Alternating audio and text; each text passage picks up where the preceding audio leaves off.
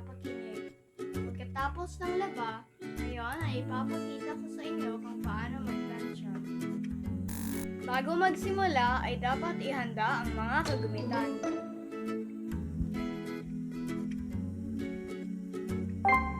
Kabayo, plansya, hanger at damit na paplansyahin, at spray na may tubig. Ngayon, ay plansyahin ko na ang aking uniform. Mag-spray ng kaunting tubig sa bahaging paplansyahin. Makakatulong ito sa mas madaling pagplansya. Plansyahin ang mga dugtungan.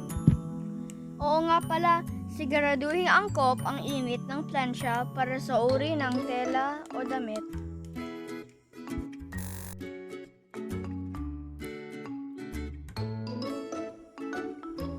Isunod ang kwelyo at ang manggas.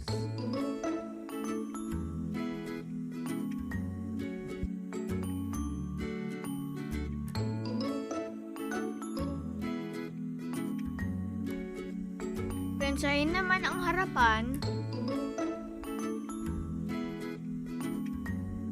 at likod ng damit.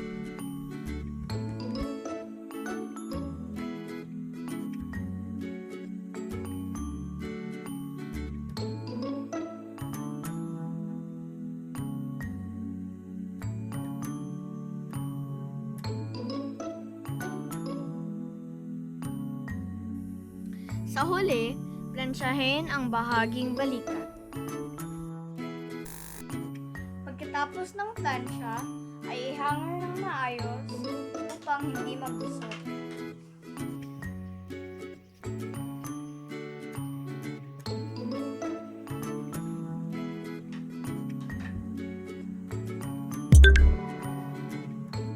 Ngayon ay alam niyo na kung paano magplansya.